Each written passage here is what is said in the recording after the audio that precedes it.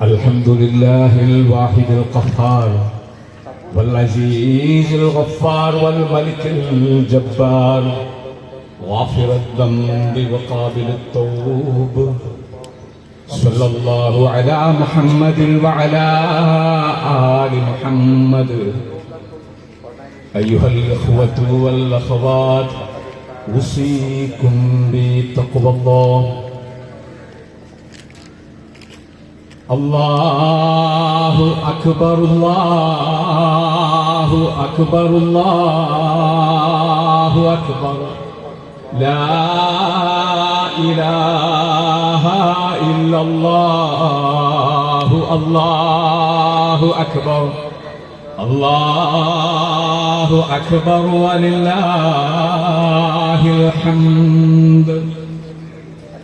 സർവാദരണീയരായ ഇരാറ്റുപേട്ടയിലെ എൻ്റെ പ്രിയങ്കരായ സഹോദരിമാരെ, സഹോദരന്മാർ, ഈ ശവ്വാലിൻ്റെ പൊൻപുലരിയിൽ അല്ലാഹു നാളുകളായി നൽകിയ ഒട്ടേറെ അനുഗ്രഹങ്ങൾ അനുഭവിച്ച ഒരുപാട് പ്രഭാതങ്ങളെപ്പോലെ അതിനേക്കാൾ മനോഹരമായ ഈ പ്രഭാതത്തിൽ ഒരു മാസക്കാലത്ത് നീണ്ട വ്രതാനുഷ്ഠാനം, ഉപവാസ അനുഷ്ഠാനത്തിന് ശേഷം അല്ലാഹുവിന്റെ അനുമതി പ്രകാരം ഈദുൽ ഫിത്തറിന്റെ ആഘോഷത്തിലും സന്തോഷത്തിലും ഈ ഈദ്ഗാഹിൽ ഒരുമിച്ച് കൂടിയ എൻ്റെ പ്രിയങ്കരായ എല്ലാ സത്യവിശ്വാസികൾക്കും ഹൃദയംഗമമായ ഈദുൽ ഫിത്തറിന്റെ ആശംസകൾ അറിയിക്കുകയാണ്.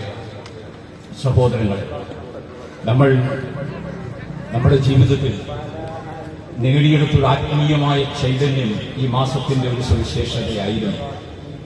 ആ മാസം സാങ്കേതികമായി നമ്മിൽ നിന്ന് യാത്ര പറഞ്ഞിരിക്കുകയാണ്. ഇന്ന് നമ്മളുള്ളത് ശവ്വാലിലാണ്. ഈ ശവ്വാലിലേക്ക് പ്രവേശിച്ച് അല്ലാഹു കനിഞ്ഞരുളിയ ഈമാനിന്റെ കണികകളെ മനസ്സിൽ സൂക്ഷിച്ച് വിശ്വാസത്തിന് മൂർച്ച കൂട്ടി ഈമാനിന്റെ തിളക്കം വർദ്ധിപ്പിച്ച് മനസ്സിൽ ആഹ്ലാദവും സന്തോഷവും നിറച്ച് നമ്മുടെ കുട്ടികളെയും കൂട്ടി കുടുംബത്തെയും കൂട്ടി ഇൻഷാ അല്ലാഹു വിധിച്ചെങ്കിൽ ഈ ഒരു യാത്ര അങ്ങ് സ്വർഗലോകം വരെയും കുടുംബസമേതം അല്ലാഹുവിന്റെ സ്വർഗ പൂങ്കാവനത്തിൽ എത്താനുള്ള ജീവൽ പരിശ്രമത്തിന്റെ ഭാഗമായി നാം നേടിയെടുത്ത ഈ വിശ്വാസം, ആ വിശ്വാസത്തിന്റെ സന്തോഷ പ്രകടനമാണ് സത്യത്തിൽ ഈ തക്ബീറുകൾ എന്ന് നമ്മൾ മനസ്സിലാക്കേണ്ടതുണ്ട്. ഇവിടെ നമസ്കരിച്ചപ്പോൾ ആദ്യം നമ്മൾ 8ഓളം തക്ബീറുകളാണ് ഒന്നാമത്തെ റക്അത്തിൽ നാം ചൊല്ലിയത്. പതിവിന് വിരുദ്ധമായി പല നമസ്കാരങ്ങളിലും ഭിന്നമായി ഈ ഒരു ദിവസം നാം ഈ ഉയർത്തുന്ന തക്ബീറിന്റെ ആശയ അർത്ഥതലങ്ങളെ നാം മനസ്സിലാക്കേണ്ടതുണ്ട്.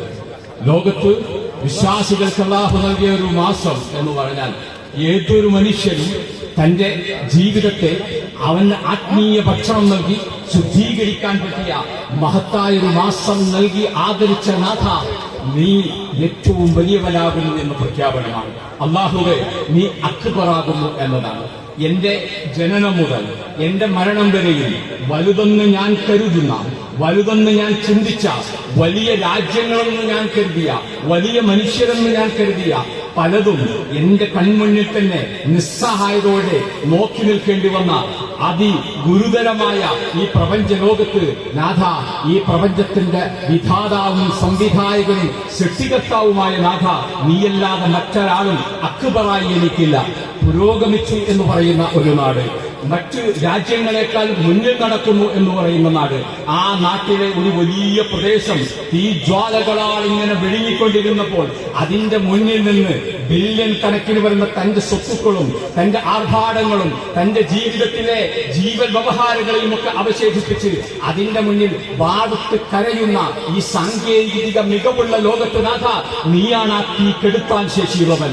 നീയാണ് ഞങ്ങളുടെ മനസ്സിന്റെ തീ കെടുത്താൻ ശേഷിയുള്ളവൻ, ഞങ്ങളുടെ മനസ്സിന് സമാശ്വാസം നൽകാനുള്ളവൻ. അതുകൊണ്ട് നാഥ, അല്ലാഹു അക്ബർ അല്ലാഹു അക്ബർ അല്ലാഹു അക്ബർ ലാ ഇലാഹ ഇല്ലല്ലാഹു അല്ലാഹു അക്ബർ. എന്റെ പ്രിയപ്പെട്ടവരെ, ഈ ലാ ഇലാഹ ഇല്ലല്ലാഹു അല്ലാഹു അക്ബർ നമ്മുടെ ജീവിതത്തിന്റെ മൂലധനമാണ്, നമ്മുടെ ജീവിതത്തിന്റെ ആദർശത്തിന്റെ മഹിമയാണ്, നമ്മുടെ ജീവിതത്തിൽ നമുക്ക് അഭിമാനിക്കാവുന്ന എക്കാലത്തെയും അള്ളാഹു കനിഞ്ഞരുളിയ പോരിശയാണ്. ഈ പോരിശയുടെ മഹത്വം ജീവിതത്തിൽ എപ്പോഴും ഉണ്ടാകണം. മുന്നിൽ നടക്കുന്ന മനുഷ്യരെ, മുന്നിൽ നിൽക്കുന്ന മനുഷ്യരെ തിരിച്ചറിയാൻ നമുക്ക് സാധിക്കണം. നമ്മളത്ര ദുർബലരാണ് എന്ന് ചിന്തിച്ചറിയണം. നോക്കൂ, നമ്മൾ 6 അടി മണ്ണിലാണ് നമ്മുടെ പള്ളിയുടെ മഖ്ബറയിൽ നമ്മുടെ വേണ്ടപ്പെട്ടവരെ കബറടക്കാറുള്ളത്. എന്നാൽ നിങ്ങൾക്ക് 6 അടി പോരാ, 10 അടി വേണമെന്ന് അല്ലാഹു തീരുമാനിച്ചപ്പോൾ കോവിഡ് കാലത്ത് നമ്മുടെ വല്യപ്പന്മാരെ, നമ്മുടെ ജ്യേഷ്ഠന്മാരെ, നമ്മുടെ സഹോദരിമാരെ 10 അടി താഴ്ചയുള്ള കബറിലാണ് നമ്മളാക്കിയത്. നമുക്ക് അങ്ങോട്ട് അടുക്കണമെങ്കിൽ PPP കിറ്റ് വേണമായിരുന്നു, പുതച്ചു മൂടണമായിരുന്നു. അങ്ങനെ ദൂരെ നിന്ന് സ്വന്തം വാപ്പയെ കാണാനുള്ള യോഗം പോലുമില്ലാതെ മരണപ്പെട്ട ഒരുപാട് സഹോദരങ്ങളുണ്ട്. അള്ളാഹു തീരുമാനിക്കും നമ്മളെ 6 അടി മണ്ണിൽ ആക്കണോ അതോ 10 അടി മണ്ണിൽ ആഴത്തിൽ കുഴിച്ചിടണോ എന്ന്. അങ്ങനെ ഒരു വലിയ കാലയളവ് വീട്ടിൽ നിന്ന് പോകാൻ കഴിയാതെ, അനങ്ങാൻ സാധിക്കാതെ, വളരെ വില കൂടിയ കാറുകൾ വീടിന്റെ മുന്നിൽ നിർത്തിയിട്ടിട്ടും ഒന്ന് അപ്പുറത്തേക്ക് 1 കിലോമീറ്റർ സഞ്ചരിക്കാനാകാതെ പിടിച്ചിട്ടവനാണ് അള്ളാഹുവെങ്കിൽ ആ നാഥനെ മറക്കാതിരിക്കുക എന്ന സന്ദേശമാണ് അള്ളാഹു അക്ബർ എന്നതിന്റെ സന്ദേശം. എന്റെ പ്രിയപ്പെട്ടവരെ, ഈ പ്രപഞ്ച ലോകത്ത് ഒരുപാട് മനുഷ്യർക്കിടയിൽ വിശ്വാസികളായി നാം ജീവിക്കുമ്പോൾ മാനവ സാഹോദര്യത്തെ കുറിച്ച് നാം ആലോചിക്കേണ്ടത്.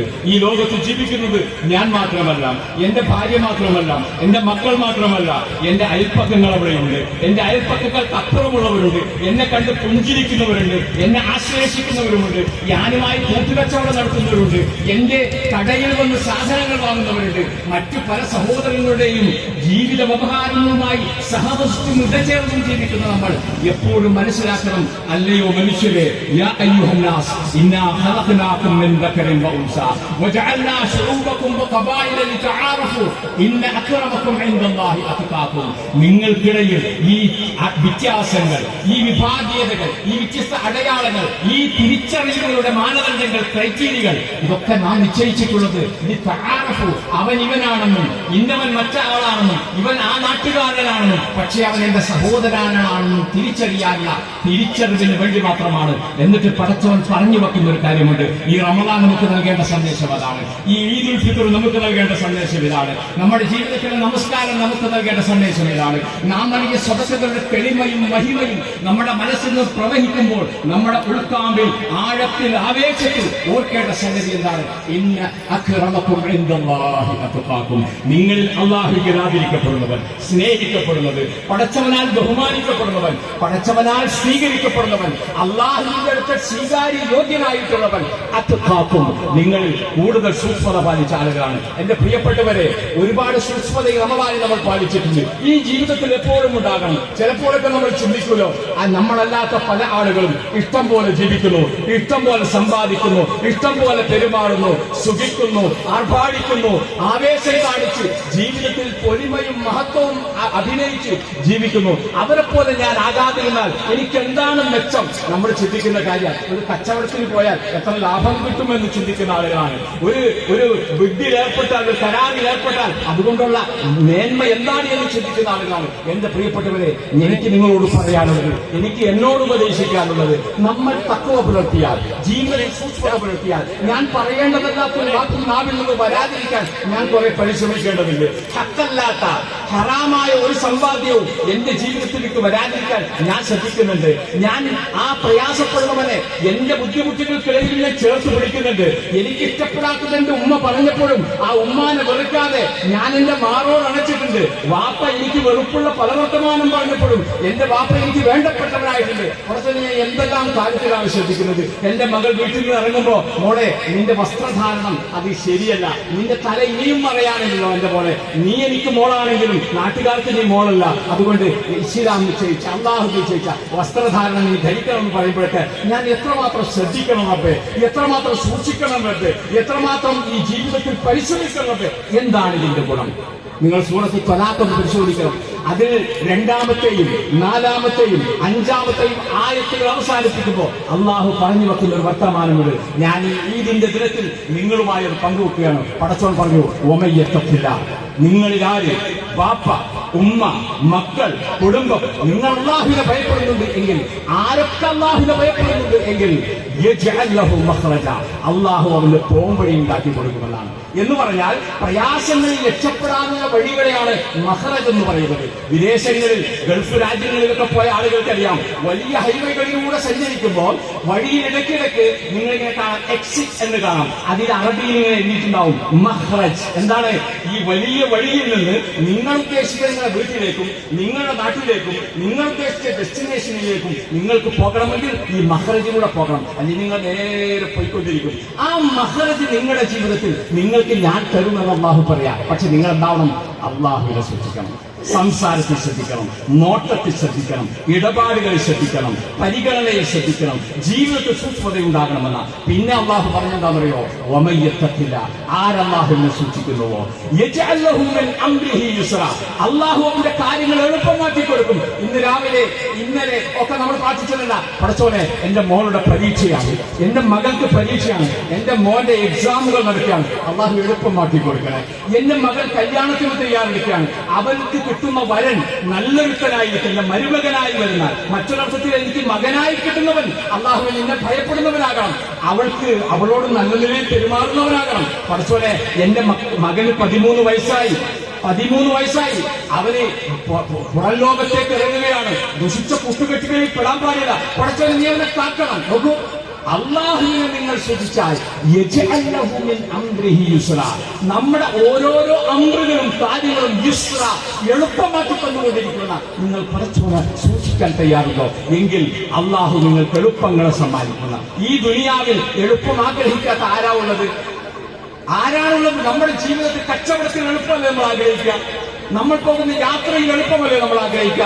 നമ്മുടെ ജീവിതത്തിലെ എല്ലാ കാര്യങ്ങളിലും എളുപ്പം ആഗ്രഹിക്കുന്നു. പടച്ചോൻ പറയാണ്, രാജാതിരാജനായ അള്ളാഹു പറയാണ്, ഈ പ്രപഞ്ചത്തിന്റെ ഉടമസ്ഥനായ അള്ളാഹു പറയാണ്, സൂര്യചന്ദ്രാദികളുടെ ഉടമസ്ഥനായ അള്ളാഹു പറയാണ്, നിങ്ങൾക്ക് ഞാൻ തരാം, എളുപ്പങ്ങളെ തരാം, പ്രയാസ ദൂരീകരണം തരാം, മഖ്റജുകളെ തരാം. പക്ഷേ ഒമയ്യത്തത്തില്ല, നാഥനെ ഭയപ്പെടണം, നിങ്ങളുടെ പെരുമാറ്റങ്ങളിൽ അതുണ്ടാകണമെന്ന. പിന്നീട് ഖുർആൻ വീണ്ടും പറഞ്ഞു, ഒമയ്യത്തത്തില്ല, ആരല്ലാഹുവിനെ സൂക്ഷിക്കുന്നുവോ അവന്റെ പാപങ്ങൾ അല്ലാഹു പുറത്തു കൊടുക്കുമെന്ന. നിങ്ങൾക്ക് കോടിക്കണക്കിന് രൂപ നിങ്ങളുടെ അക്കൗണ്ടിലുണ്ടെങ്കിൽ, അതിനനുസരിച്ച സ്വത്തും നിങ്ങൾക്കുണ്ടെങ്കിലും, ലോകത്താർക്കെങ്കിലും ആ സ്വത്ത് നൽകിക്കൊണ്ട് കഫാറത്ത് നേടാൻ, പാപമോചനം തേടാൻ, മഗ്ഫിറത്ത് തരാൻ ഇല്ല ഒരേ ഒരു നാഥനാണ്. ഞാൻ ചെയ്തു പോയ, പറഞ്ഞു പോയ, വന്നുപോയ, ചിന്തിച്ചു പോയ, പ്രവർത്തിച്ചു പോയ എന്റെ ജീവിതത്തിലെ എല്ലാ പാപങ്ങളുടെയും ചെറിയൊരു കണിക പോലും ഉണ്ടെങ്കിൽ എന്റെ വാപ്പാക്ക് പുറത്തു വരാൻ പറ്റൂല, എന്റെ ഉമ്മാക്ക് പുറത്തു വരാൻ പറ്റില്ല. പടച്ചോൻ തീരുമാനിക്കണമെന്ന. വമയ്യത്തത്തില്ല, അള്ളാഹുവിനെ നിങ്ങൾ സൂക്ഷിക്കുകയാണെങ്കിൽ, അള്ളാഹുവിനെ നിങ്ങൾ ഭയപ്പെടുകയാണെങ്കിൽ നിങ്ങൾക്ക് അള്ളാഹു പാപമോചനം നൽകും എന്നതാണ്. എന്റെ പ്രിയപ്പെട്ടവരെ, ജീവിതത്തിൽ നമ്മുടെ മക്കളെ പഠിപ്പിക്കേണ്ട, നമ്മൾ സ്വയം പറഞ്ഞ് ശീലിക്കേണ്ടത് എന്താണെന്നറിയോ? ഒരു ഒഴുകുന്ന പുഴ പോലെ ഒരു തടസ്സവുമില്ലാതെ ജീവിതം ഇങ്ങനെ മുന്നോട്ട് പോകുമെന്ന് ആരും വിചാരിക്കേണ്ടതില്ല. പ്രതിസന്ധികൾ ഉണ്ടാകും, പ്രയാസങ്ങൾ ഉണ്ടാകും. അത് ഈരാറ്റുപേട്ടയിൽ അധിവസിക്കുന്ന മനുഷ്യരായ സാധാരണക്കാരായ നമുക്കുണ്ടാകും. അത് ഗസയിലെ മക്കൾക്കുണ്ടാകും. എന്റെ പ്രിയപ്പെട്ടവരെ, അവിടെ ഉമ്മമാർക്കുണ്ടാകും.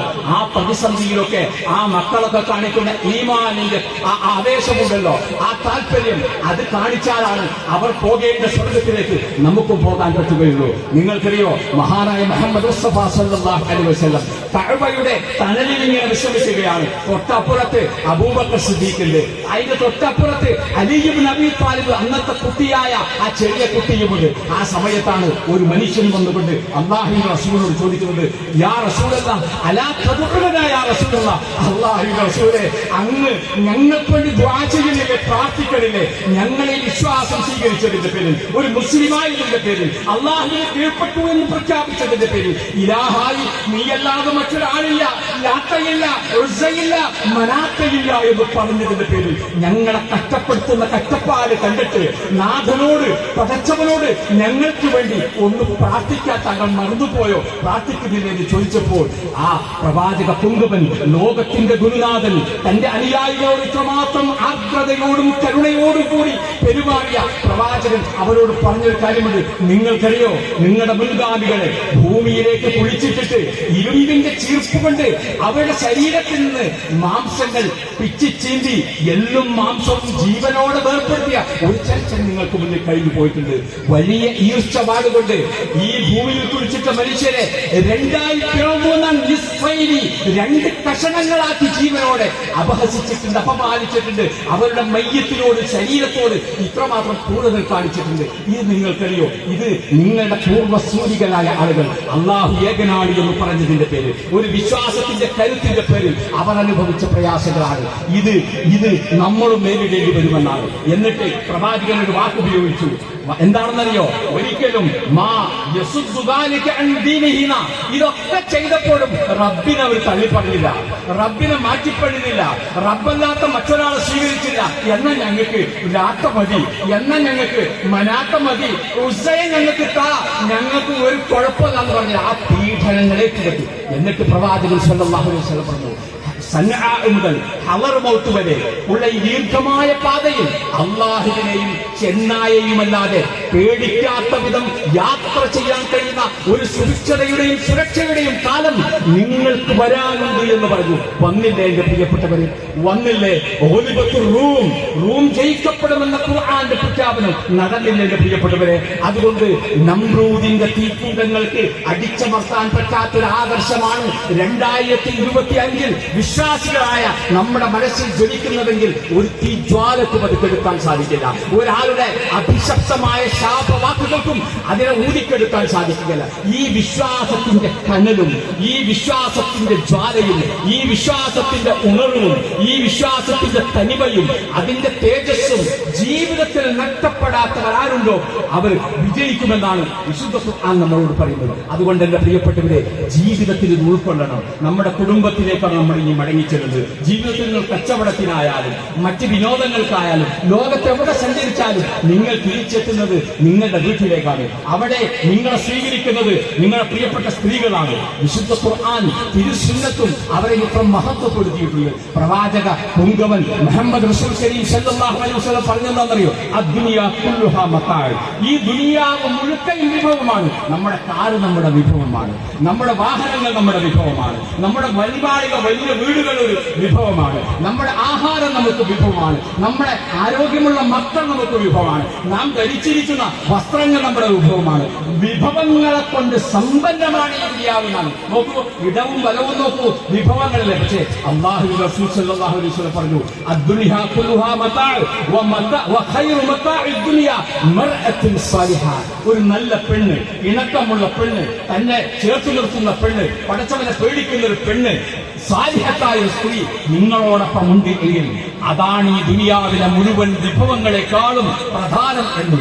ഏതുപോലെ മഹാനായ റസൂൽ കരീം സല്ലല്ലാഹു അലൈഹി വസല്ലമക്ക് ഖദീജ ബീവി എങ്ങനെയായിരുന്നു എന്നതുപോലെ അല്ലെ, പ്രവാചകന് 6 മക്കളെ സമ്മാനിച്ച, 6 മക്കളെ പ്രസവിച്ച, അവസാനം ആ ഫാത്തിമ ബീവിയും ഇബ്രാഹിമും നമുക്കറിയാം അവസാനം 2 മക്കളുണ്ടായിരുന്നത്. ആ 2 മക്കളിൽ ആ ഇബ്രാഹിം മരണപ്പെട്ടത് പ്രവാചകന്റെ മടിയിൽ കിടന്നാണ്. അവസാനം അവശേഷിച്ചത് ഫാത്തിമ ബീവിയാണ്. എത്ര നന്നായിട്ടാണ് ഫാത്തിമ ബീവിയെ ആ പ്രവാചകൻ വളർത്തിയെടുത്തത്! എത്ര നന്നായിട്ടാണ് ഫാത്തിമയുടെ ഉമ്മയോട് ആ പ്രവാചകൻ പെരുമാറിയത്! ആ വഹയിന്റെ സന്ദർഭത്തിൽ ഹിറാ ഗുഹയിൽ നിന്ന് വിഷണ്ണനായി പ്രയാസപ്പെട്ട് ഒരു അഭയവും ആശ്രയവും തേടി സ്വന്തം വീട്ടിലേക്ക് വന്നപ്പോൾ തന്റെ മണിമാരനെ മാറോട് ചേർത്ത് അല്ലാഹു നിങ്ങളെ കൈവിടുകയില്ല, പടച്ചോൻ നിങ്ങളെ ചേർത്ത് നിർത്തുമെന്ന് പറയാൻ നിങ്ങളുടെയും എന്റെയും വീട്ടിൽ ആളുകളുണ്ടോ? നമ്മുടെ സ്ത്രീകളുണ്ടോ എങ്കിൽ നിങ്ങളുടെ ജീവിതത്തിൽ ഏറ്റവും വലിയ സന്തോഷമാണ് എങ്കിൽ ഖുർആൻ പറഞ്ഞു ഇങ്ങനെയൊക്കെയാണ് കാര്യങ്ങൾ. അവരോട് ഏറ്റവും മികച്ച പെരുമാറ്റം. നിങ്ങളുടെ കടയിൽ വരുന്ന കസ്റ്റമേഴ്സിനോട് എത്ര പൊളൈറ്റാണ്. നിങ്ങളുമായി കച്ചവടം നടത്തുന്ന കൂട്ടു കച്ചവടക്കാരോടും പങ്ക് കച്ചവടക്കാരും നിങ്ങൾ എത്ര ആർദ്രതയോടെ പെരുമാറുന്നത്. എന്തേ നിങ്ങളുടെ ഭാര്യയുടെ ഫോൺ വരുമ്പോ നിങ്ങൾക്ക് അമർഷം? എന്തേ നിങ്ങളുടെ ഭാര്യയോട് നന്നായി പെരുമാറാൻ സാധിക്കുന്നില്ല? ഖുർആൻ പറഞ്ഞു വആശിറൂഹുന്ന ബിൽ മഅറൂഫ്. അവരോട് നന്നായി പെരുമാറണം. എന്റെ പ്രിയപ്പെട്ടവരെ, കുടുംബ ബന്ധങ്ങളെ കുറിച്ച് പറയാതെ ഈ ഹുതുബ അവസാനിപ്പിക്കാൻ എനിക്ക് സാധ്യമല്ല. എത്രയോ ബന്ധങ്ങളുടെ എത്ര ബന്ധങ്ങളുടെ തണലിൽ ജീവിക്കുന്ന ആളുകളാണ് നമ്മളല്ലേ. നമ്മുടെ ജ്യേഷ്ഠ അനുജന്മാർ ബന്ധമുണ്ട്. നിങ്ങൾക്കറിയോ, ഒരു പള്ളിയിൽ ഇടത്തും വലത്തും ഇരുന്ന് ജുമുഅ തുടങ്ങുന്നതിന് വളരെ മുമ്പേ ആ പള്ളിയിലെത്തി ഖുർആൻ പാരായണം ജനിക്കുന്ന 2 സഹോദരങ്ങൾ. ആ സഹോദരൻ ഇതുപോലെ പെരുന്നാൾ നിസ്കാരത്തിന് വരാണ്. പെരുന്നാൾ നിസ്കാരം കഴിഞ്ഞ് ഖത്തീബ് നോക്കുമ്പോ എന്താണെന്നറിയോ, ഇവർ 2 പേര് കെട്ടിപ്പിടിച്ചങ്ങ് പൊട്ടിക്കരയാം. പൊട്ടിക്കരയിട്ട് ഇവർ വിടുന്നില്ല. സാധാരണ ആരെങ്കിലും ചെയ്ത് ആശ്ലേഷിച്ച് കഴിയേണ്ട സമയം കഴിഞ്ഞിട്ടും ഇവർ പിരിയാതിരുന്നപ്പോ ഖത്തീബന്റെ പ്രിയപ്പെട്ട സുഹൃത്തോട് ചെന്നിട്ട് 2 പേര് അങ്ങോട്ടും ഇങ്ങോട്ടും നീക്കി. എന്നിട്ട് ചോദിച്ചു, എന്താ നിങ്ങളിങ്ങനെ പൊട്ടിക്കറി, എന്താണ്, സന്തോഷം കൊണ്ടാണെന്ന് ചോദിച്ചപ്പോ അതിലൊരാൾ പറഞ്ഞെന്താണ്, അനിയൻ പറഞ്ഞെന്താണെന്നറിയോ, നിങ്ങൾക്കറിയോ പോലും, നിങ്ങൾക്കറിയോ കഴിഞ്ഞ 5 വർഷമായി ഇതിന്റെ രക്ഷണ ഒരു ഉമ്മ വെച്ച മക്കളാണ് ഞങ്ങള്. പക്ഷേ സ്വത്തിൽ ഭാഗം വെച്ചപ്പോഴുണ്ടായ അതിർത്തി കൊണ്ട് കഴിഞ്ഞ 5 വർഷമായി ഞങ്ങൾ മിണ്ടിയിട്ടില്ല. ഞങ്ങൾ ഒരേ പള്ളിയിൽ നേരത്തെ എത്തുന്നവരാ. പക്ഷെ കഴിഞ്ഞ 5 വർഷം പക്ഷെ നിങ്ങളുടെ സംഭാഷണത്തിൽ, ഖുതുബ പ്രഭാഷണത്തിൽ, ഈദ് സന്ദേശത്തിൽ കാര്യം പറഞ്ഞില്ലേ, ലാ യദ്ഖുലുൽ ജന്ന ഖാതിഉർ റഹിം, കുടുംബ ബന്ധങ്ങളെ മുറിച്ചു കളയുന്നവൻ സ്വർഗത്തിൽ പ്രവേശിക്കുകയില്ല എന്ന് ആദരമായ മുഹമ്മദ് മുസ്തഫ സല്ലല്ലാഹു അലൈഹി വസല്ലം പറഞ്ഞ വാക്ക് കേട്ടപ്പോ സഹിക്കാൻ പറ്റിയിട്ടില്ല. കാരണം ഞാൻ ഇന്നലെ രാത്രി എങ്ങാനും മരണപ്പെട്ടിരുന്നുവെങ്കിൽ, എന്റെ റൂഹ് പിടിക്കാൻ ഇസ്രായേൽ വന്നിരുന്നെങ്കിൽ, ഈ പള്ളിയിൽ നമസ്കരിച്ച സുജൂദുകളും ഞാൻ പാരായണം ചെയ്ത ഖുർആൻ, ഞാൻ ഓതി വെച്ച ഹദീസുകളും, ഞാൻ ശീലിച്ച സദസ്സുകളുമെല്ലാം നിഷ്ഫലമാകുമല്ലോ, എനിക്ക് സ്വർഗം ഹറാമായി പോകുമല്ലോ എന്ന് ഭയപ്പെട്ടിട്ടാണ് എന്റെ പ്രിയപ്പെട്ടവരെ നിങ്ങളുടെ കൂട്ടത്തിൽ ഉണ്ടാകും.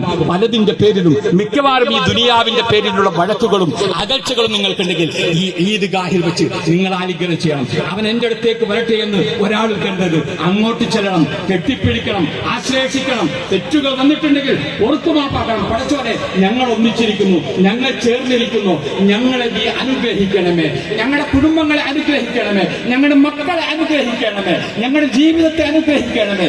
ഈ പ്രാർത്ഥനകൾ കൊണ്ട് നാം പിരിയാം. എന്റെ പ്രിയപ്പെട്ടവരെ, ലഹരിയെ കുറിച്ച് സൂചിപ്പിക്കുകയാണ്. കൂടുതൽ പറയേണ്ടതില്ല. സമൂഹം ഉണർന്നിട്ടുണ്ട്, ജാഗ്രതയുള്ളവരായിട്ടുണ്ട്. ഒരു കാര്യം ഞാൻ തെളിച്ചു പറയാൻ ആഗ്രഹിക്കുകയാണ്.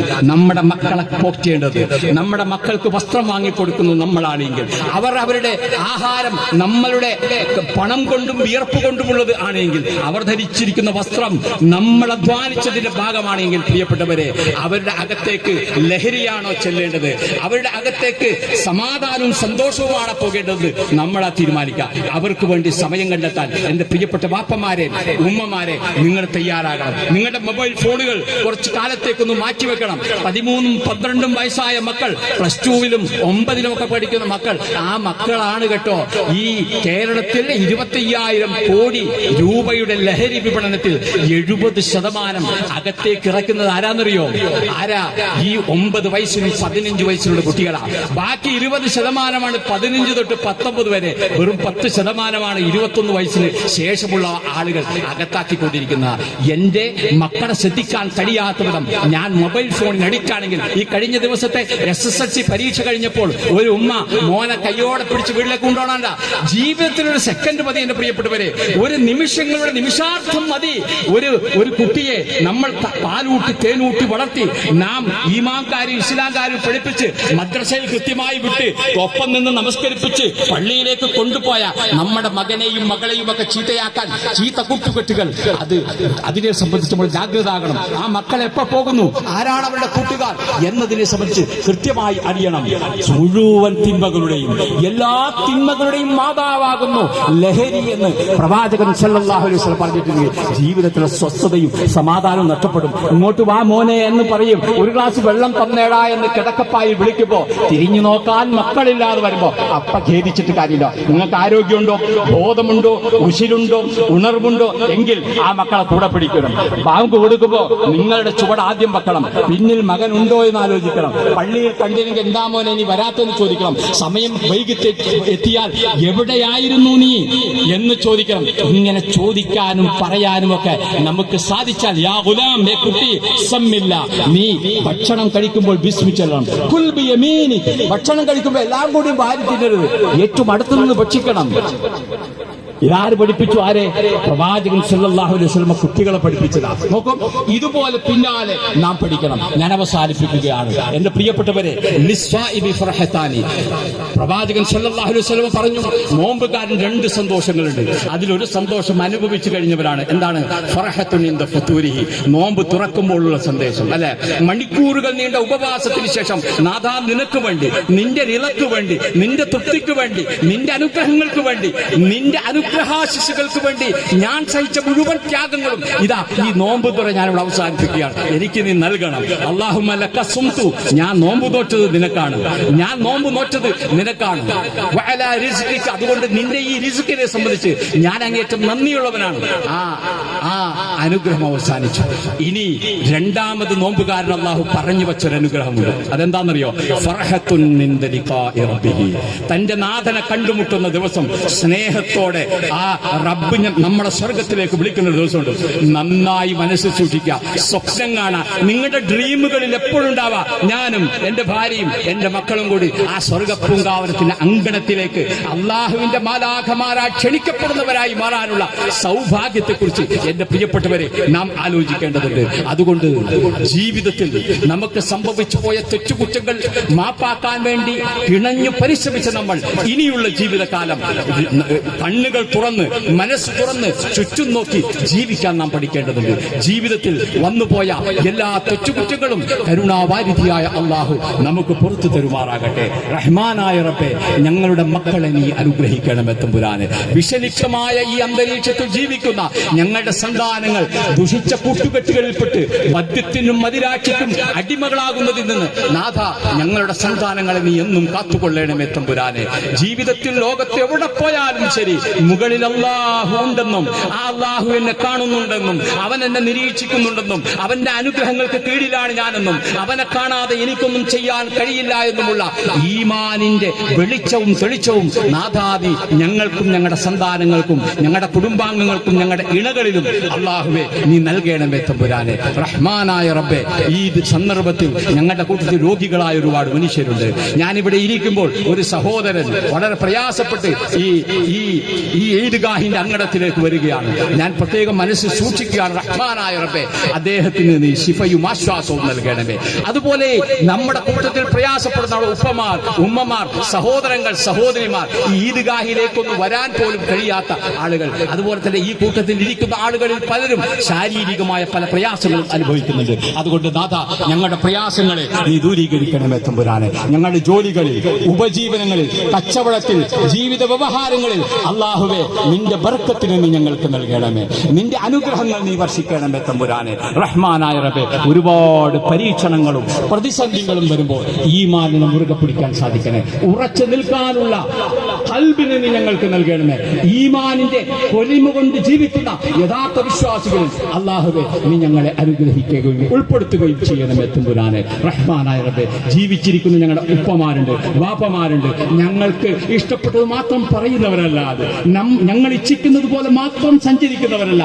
അവർക്കുണ്ടാകുന്ന ഓരോ വിഷമങ്ങളും കണ്ടറിഞ്ഞ് ആ മാതാപിതാക്കളോട്, ഉപ്പയോടും ഉമ്മയോടുമൊക്കെ ഏറ്റവും സ്നേഹത്തിൽ, പരിലാളനയിൽ, കാരുണ്യത്തിൽ, അൻപിൽ, അറിവിൽ മനസ്സ് ഉൾക്കൊണ്ടുകൊണ്ട് അവരോട് മനം തുറന്ന് പെരുമാറുന്ന നല്ല മക്കളായി തീരാൻ അല്ലാഹുവേ നീ ഞങ്ങളെ അനുഗ്രഹിക്കണമേ തമ്പുരാനെ. പടച്ചവനെ, ഞങ്ങളിൽ നിന്ന് നേരത്തെ യാത്രയായ ഞങ്ങളുടെ ബാപ്പമാരും ഉമ്മമാരും വല്ലിപ്പമാരും ഉസ്താദുമാരും ഒക്കെ ഉണ്ട് നാഥ. അവർ കാണിച്ചു തന്ന വഴികളിലൂടെ അതിന്റെ വെളിച്ചവും അതിന്റെ അന്നവും പേറിയാണ് ഞങ്ങൾ ജീവിച്ചത്. ഇന്ന് ഞങ്ങളോടൊപ്പം അവരില്ല നാഥ.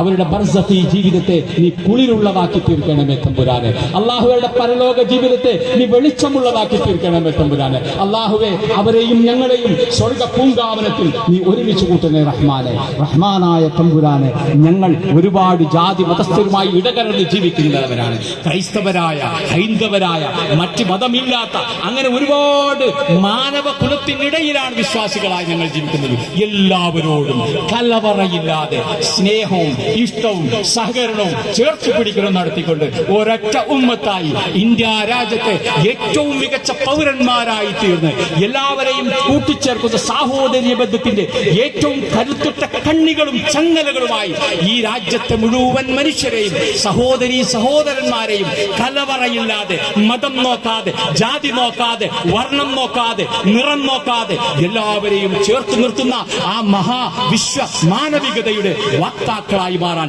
നാഥാനി ഞങ്ങളെ സഹായിക്കണമേ തമ്പുരാനെ. ഞങ്ങളെ പ്രകോപിപ്പിക്കുമ്പോൾ, ഞങ്ങൾ വൈകാരികമായ മുഹൂർത്തങ്ങൾ സൃഷ്ടിച്ച് ഞങ്ങളെ പ്രയാസങ്ങൾ സൃഷ്ടിക്കുമ്പോൾ ഈമാനിന്റെ കരുത്തിൽ ഉറച്ചു നിൽക്കാൻ ക്ഷമ നീ ഞങ്ങൾക്ക് പ്രദാനം ചെയ്യണമേ. സബറുൻ ജമീൽ, യാക്കൂബ് നബി അലൈഹിസ്സലാത്തു വസ്സലാം പറഞ്ഞ ഏറ്റവും മനോഹരമായ ക്ഷമയുടെ ആളുകളാക്കി അല്ലാഹുവേ നീ ഞങ്ങളെ മാറ്റണമേ തമ്പുരാനെ. സർവോപരി നാഥ, സുഹൃതം ചെയ്ത മനുഷ്യർക്ക്, നല്ല വാക്കുകൾ ചെയ്ത മനുഷ്യർക്ക്, സദഖകൾ ചെയ്ത മനുഷ്യർക്ക്, ദാനധർമ്മങ്ങൾ ചെയ്ത മനുഷ്യർക്ക്, സക്കാത്ത് കൃത്യമായി കൊടുത്ത മനുഷ്യർക്ക്, മാതാപിതാക്കളെ സ്നേഹിച്ച മക്കൾക്ക്, അതുപോലെ തന്നെ മക്കളെ സ്നേഹിച്ച മാതാപിതാക്കൾക്ക് ഒക്കെ ഒരുക്കി വെച്ചിരിക്കുന്ന സ്വർഗമുണ്ടല്ലോ, സൽവൃദ്ധരായ മനുഷ്യരുടെ സങ്കേതമായ സ്വർഗം നാഥ, ഞങ്ങൾ ഇതുവരെ അത് കണ്ടിട്ടില്ല. ആ സ്വർഗ പൂങ്കാവനത്തിൽ ഞങ്ങളെ പ്രവേശിപ്പിക്കണമെന്ന് തമ്പുരാനെ. അല്ലാഹുവേ, കുറ്റവാളികളുടെ കാരാഗ്രഹമെന്ന് ഖുർആൻ ആവർത്തിച്ച് വിശ്വാസികളോട് പറയുന്ന ആ നരകത്തിന്റെ കൊടും തീയുണ്ടല്ലോ നാഥ, ഞങ്ങളെയും ഞങ്ങളുടെ മക്കളെയും നീ അതിൽ പ്രവേശിപ്പിക്കരുതേ നാഥ. അതിൽ നിന്ന് ഞങ്ങളെ എന്നും നീ അകറ്റിക്കൊണ്ടിരിക്കണേ നാഥ. ആ നരകത്തിൽ നിന്ന് മോചനം നേടാനുള്ള ജീവിത പ്രവർത്തനങ്ങളുമായി മുന്നോട്ടു പോകാൻ നാഥ നീ സഹായിക്കണമേ. വൈവിധ്യങ്ങളായ സംഘടനാ ബോധ്യമുള്ള ആളുകളാണ് ഇരിക്കുന്നത്. എന്നിട്ടും ഒരേ ഈദ്ഗാഹിൽ തോളോട് തോൾ ചേർന്ന് ഒന്നിച്ചിരുന്ന് അല്ലാഹുവിനോട് ആകാശത്തേക്ക് കൈയുയർത്തി പ്രാർത്ഥിക്കുന്ന ഞങ്ങൾക്കിടയിലുള്ള ഈ ഐക്യം, ഈ സ്നേഹം, അത് വാക്കുകളില്ല, ജീവിതത്തിൽ മുഴുക്കയും പ്രകടമാക്കാനുള്ള കരുത്തും ഈമാനും അല്ലാഹുവേ ഞങ്ങൾ നിലനിർത്തി തരണമേ തമ്പുരാനെ. റഹ്മാനായ നാഥ, ഞങ്ങളിൽ നിന്ന് വന്നുപോയ ഒരുപാട് ന്യൂനതകളും തെറ്റുകളും കുറവുകളും ഒക്കെ ഉണ്ട് നാഥ. പുറത്തു തരുന്നവൻ നീ മാത്രമാണ്, പുറത്തു വിട്ടുവീഴ്ച ചെയ്യുന്നവൻ നീ മാത്രമാണ്. കരുണയുടെ അവസാനത്തെ വാക്കായ റഹ്മാനും റഹീമും നീ മാത്രമാണ് എങ്കിൽ നാഥ, ഞങ്ങളോട് നീ കരുണ കാട്ടണമേ, ഞങ്ങൾക്ക് നീ പുറത്തു തരണമേ, ഞങ്ങളിൽ നീ മാപ്പാക്കണമേ. ഞങ്ങളുടെ മനസ്സിലെ കറുത്ത എല്ലാ പുള്ളികളും നീക്കി ആ ഖൽബിനെ നീ ശുദ്ധീകരിക്കണേ. സലീമും ഖൽബുൻ സലീം, സലീമായ ഖൽബ്, സുരക്ഷിതമായ ഖൽബ്, പാപമുക്തമായ ഖൽബ് അല്ലാഹുവേ നീ അത് ഞങ്ങൾക്ക് നൽകണമേ തമ്പുരാനെ. അല്ലാഹുമ്മ ഗ്ഫിർ ലിൽ മുഅ്മിനീന വൽ മുഅ്മിനാത്ത് വൽ മുസ്ലിമീന വൽ മുസ്ലിമാത്ത് അല്ലാഹുമ്മ അഹ്യാഉ മിൻഹുമുൽ അംവാത് اللهم انصر إخواننا في غزة اللهم انصر إخواننا في فلسطين اللهم انصر إخواننا في فلسطين اللهم انصر إخواننا في فلسطين اللهم انصر المجاهدين في العالم اللهم تقبل منا صيامنا وقيامنا اللهم تقبل منا صدقاتنا وزكاتنا اللهم ثبت قلوبنا على دينك اللهم تقبل منا جميع صالح الأعمال ربنا لا تزغ قلوبنا بعد إذ هديتنا وهب لنا من لدنك رحمة ربنا هب لنا من أزواجنا وذرياتنا قرة أعين واجعلنا للمتقين إماما ربنا آتنا في الدنيا حسنة وفي الآخرة حسنة وقنا عذاب النار